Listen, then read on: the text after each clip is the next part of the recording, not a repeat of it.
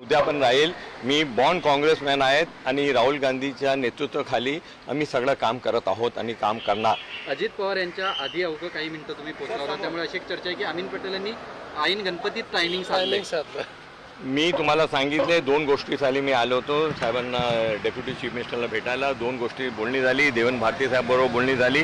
त्यांना स्वतः उपमुख्यमंत्रीने त्यांना सांगितलेलं आहे की जे परवा मिरवणूक आहे ईद ए मिलादुन्नबीचा जुलूस आहे त्याच्यासाठी जे कॉर्पोरेशन पाहिजे ते कॉर्पोरेशन पाहिजे ते त्यांना द्यावं असं त्यांनी सांगितलेलं आहे। कोल्हापुरातून एक माहिती समोर होते की एका गावाने असं ठरवलं होतं की अल्पसंख्याक समाजाची मतदान नोंदणी जी आहे ती यंदा करून घेऊ नका असं ग्रामपंचायतीत ठरवलं होतं। पुढारींनी ही बातमी लावून धरली, त्याच्यानंतर ह्या संपूर्ण ग्रामपंचायतीने माफी मागितली। प्रत्येक वेळी देशाचं राजकारण केलं जातं, कसं बघतं या घटनेकडे?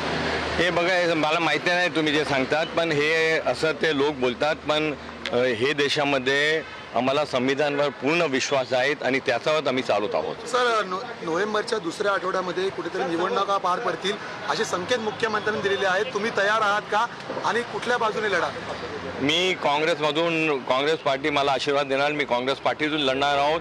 काँग्रेस पार्टी आज इलेक्शनसाठी तयार आहे। आज उद्या होईल तर आमची तयारी आहे इलेक्शनसाठी। महाविकास आघाडीची पूर्ण तयारी इलेक्शनसाठी। सर, खरं तर आज ईद आहे, उद्या अनंत चतुर्दशी आहे आणि हे संपूर्ण निवडणुकीचं वर्ष आहे। काय यंदा मन्नत असेल, काय मागण्यात आलेलं आहे? बघा, असं आहे की आज ईद ए मिलादुन्नबी आहे। सर्वप्रथम तुमच्या सर्वांच्या वतीने मी जे संपूर्ण देशामध्ये ईद ए मिलादुन्नबीची शुभेच्छा देतो मी। आणि हे त्यौहार येतात, हे आमचे देशाचा कल्चर आहे।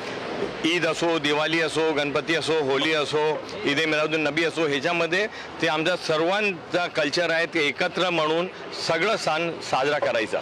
सर, वरळीमध्ये आदित्य ठाकरेंविरोधात आता स्वतः संदीप देशपांडेसाठी राज ठाकरे सुद्धा मैदानात उतरत आहेत। महाविकास आघाडीला आव्हान असेल राज ठाकरे वरळीमधून आल्यामुळे? महाविकास आघाडी सक्षम आहे सगळं चुनौतीला फेस करायला आणि मी तुम्हाला सांगतो की उद्या इलेक्शन झाले तर आमची तयारी आहे। लाडकी बहीण योजना खूप प्रसिद्ध होते।